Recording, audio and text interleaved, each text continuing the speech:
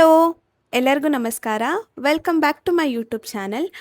ನಾವಿವತ್ತು Konkani special sweet ಕಿಚಡಿನ ಹೇಗೆ ಮಾಡೋದು ಅಂತ ನಿಮಗೆ ತೋರಿಸ್ತಾ ಇದ್ದೀವಿ. ನೋಡ್ಕೊಂಡು ಬನ್ನಿ.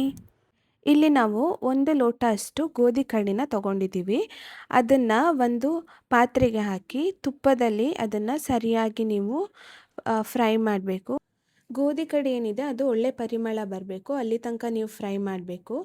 ಫ್ರೈ ಮಾಡಿ ಆದಮೇಲೆ ನಾನೊಂದು ಪ್ಲೇಟಲ್ಲಿ ಆ ಗೋಧಿ ಕಡ್ಡಿನ ತೆಗೆದಿಟ್ಕೊಂಡಿದ್ದೀನಿ. ಈಗ ನಾನು ಹೆಸರು ಬೇಳೆ ಏನಿದೆ 1 ಕಪ್ಪಷ್ಟು ಅಥವಾ 1 ಲೋಟ ಅಷ್ಟು ಹೆಸರು ಬೇಳೆನ ತೊಗೊಂಡಿದ್ದೀನಿ. ಅದನ್ನು ತೊಳೆದು ನಾನು ಸರಿಯಾಗಿ ಸೋಸ್ಕೊಳ್ತಾ ಇದ್ದೀನಿ. ನೀರು ಏನೂ ಇರಬಾರ್ದು ಅದರಲ್ಲಿ, ಹಾಗೆ ನಾನು ಸೋಸ್ಕೊಳ್ತಾ ಇದ್ದೀನಿ. ಅದಾದಮೇಲೆ ಒಂದು ಪಾತ್ರೆಗೆ ನಾನು 1 ಚಮಚ ಅಷ್ಟು ತುಪ್ಪ ಹಾಕ್ತಾ ಇದ್ದೀನಿ. ಆಮೇಲೆ ನಾವು ಏನು ತೊಳೆದಿಟ್ಕೊಂಡಿರ್ತೀವಿ ಹೆಸರು ಬೇಳೆ, ಅದನ್ನು ತುಪ್ಪದಲ್ಲಿ ಚೆನ್ನಾಗಿ ಹುರಿಬೇಕು. ಇಲ್ಲಿ ಹೆಸರು ಬೇಳೆ ಫ್ರೈ ಆಗಿದೆ, ನೀವು ನೋಡ್ತಿರ್ಬೋದು ವಿಡಿಯೋದಲ್ಲಿ ಈ ಥರ ಕಲರ್ ಬರಬೇಕು. ನಾನು ಆವಾಗಲೇ ಹೇಳ್ದಂಗೆ ಇಲ್ಲಿ ನಾವು 1 ಕಪ್ ಗೋಧಿ ಕಡ್ಡಿ ಹಾಗೆ ಹೆಸರು ಬೇಳೆನ ತೊಗೊಂಡಿದ್ದೀವಿ. ಸ್ವೀಟ್ ಕಿಚಡಿಗೆ ನೀವು ಬೇಕಾಗಿರೋ ಡ್ರೈ ಫ್ರೂಟ್ಸನ್ನು ಉಪಯೋಗಿಸ್ಬೋದು. ನಾನಿಲ್ಲಿ ಗೋಡಂಬಿ ಮಾತ್ರ ಉಪಯೋಗಿಸ್ತಾ ಇದ್ದೀನಿ, ನೀವು ಬೇಕಿದ್ದರೆ ದ್ರಾಕ್ಷಿ ಬಾದಾಮ್ ಎಲ್ಲ ಉಪಯೋಗಿಸ್ಬೋದು.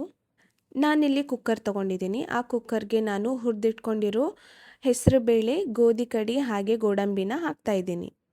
ನಾನು ಗೋಧಿ ಕಡ್ಡಿ ಮತ್ತು ಹೆಸರು ಬೇಳೆನ ಏನು ತೊಗೊಂಡಿದ್ದೆ, ನಾನು ಅದೇ ಲೋಟದಲ್ಲಿ 3 ಲೋಟದಷ್ಟು ಇಲ್ಲಿ ನೀರನ್ನು ಹಾಕ್ತಾಯಿದ್ದೀನಿ. ನೀರು ಹಾಕಿ ನಾವೀಗ ಕುಕ್ಕರನ್ನು ಕ್ಲೋಸ್ ಮಾಡಿ ಇಟ್ಟಿದ್ದೀವಿ.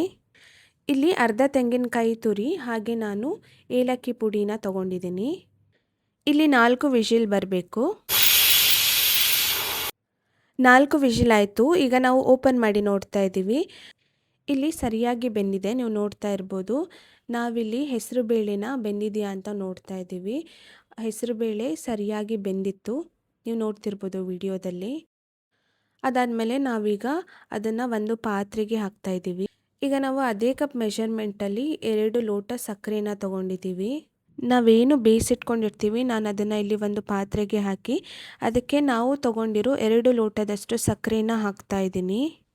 ನಿಮಗೆ ಸ್ವೀಟ್ ಜಾಸ್ತಿ ಬೇಕಂತ ಹೇಳಿದರೆ ನೀವು 2 ಲೋಟ ಸಕ್ಕರೆನ ಹಾಕ್ಬೋದು. ನಿಮಗೆ ಸ್ವೀಟ್ ಕಡಿಮೆ ಬೇಕು ಅಂತ ಹೇಳಿದರೆ ನೀವು 1.5 ಲೋಟದಷ್ಟು ಸಕ್ಕರೆ ಹಾಕಿದ್ರೆ ಸಾಕು.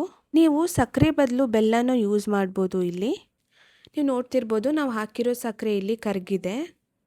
ನಾವು ಹಾಕಿರೋ ಸಕ್ಕರೆ ಚೆನ್ನಾಗಿ ಕುದಿ ಬರಬೇಕು, ಆವಾಗ ನಮ್ಮ ಸ್ವೀಟ್ ಕಿಚಡಿ ಸೂಪರ್ಬ್ ಆಗುತ್ತೆ.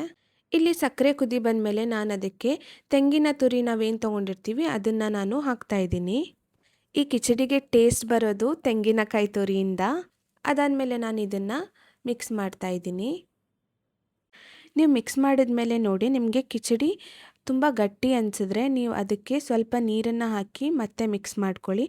ಯಾಕಂದರೆ ನಿಮ್ಗೆ ಗೊತ್ತಿರ್ಬೋದು ಕಿಚಡಿ ಅಂದರೆ ಸ್ವಲ್ಪ ವಾಟ್ರಿ ಕನ್ಸಿಸ್ಟೆನ್ಸಿಲಿ ಇರಬೇಕು, ಸ್ವಲ್ಪ ತೆಳುವಾಗಿರಬೇಕು, ಗಟ್ಟಿ ಇರಬಾರ್ದು. ಈಗ ನಾವು ಅದಕ್ಕೆ ಏಲಕ್ಕಿ ಪುಡಿನ ಹಾಕ್ತಾಯಿದ್ದೀವಿ. ಹಾಕಿ ಸರಿಯಾಗಿ ಮಿಕ್ಸ್ ಮಾಡಬೇಕು. ಇಷ್ಟೇ, ಇಲ್ಲಿ ನಮ್ಮ ಸ್ವೀಟ್ ಕಿಚಡಿ ರೆಡಿಯಾಗಿದೆ. ನಾನು ಇದಕ್ಕೆ ಬಾಳೆಹಣ್ಣನ್ನು ಹಾಕ್ತಾಯಿದ್ದೀನಿ. ನೀವು ಇಷ್ಟ ಇದ್ದರೆ ಹಾಕ್ಕೋಬೋದು, ಇಲ್ಲಾಂದರೆ ನೀವು ಸ್ಕಿಪ್ ಮಾಡ್ಬೋದು. ಆದರೆ ಬಾಳೆಹಣ್ಣನ್ನು ಹಾಕಿದ್ರೆ ತುಂಬ ರುಚಿಯಾಗಿರುತ್ತೆ. ಎಷ್ಟು ಈಸಿ ಇದೆ ಅಲ್ವಾ ಕಿಚಡಿ ಮಾಡೋದು. ನಾನು ಹೇಳ್ದಂಗೆ ನೀವು ಇದಕ್ಕೆ ಬೆಲ್ಲ ಬೇಕಾದರೂ ಹಾಕ್ಕೋಬೋದು, ತುಂಬ ರುಚಿಯಾಗಿರುತ್ತೆ. ಬಾಳೆಹಣ್ಣು ಹಾಕಿದ ಮೇಲೆ ನಾನಿಲ್ಲಿ ಸರಿಯಾಗಿ ಮಿಕ್ಸ್ ಮಾಡ್ತಾಯಿದ್ದೀನಿ. ಈಗ ನಾನು ಕಿಚಡಿನ ಸರ್ವ್ ಮಾಡ್ತಾಯಿದ್ದೀನಿ. ಹೇಗಾಗಿದೆ ಅಂತ ನಿಮ್ಗೆ ಗೊತ್ತಾಗಬೇಕಾ? ನೋಡಿ ಇಲ್ಲಿ ಹೇಳ್ತಾರೆ. ಹೇಗಾಗಿದೆ? ಸೂಪರ್ ಆಗಿದೆ, ನೀವು ಸಹ ಟ್ರೈ ಮಾಡಿ.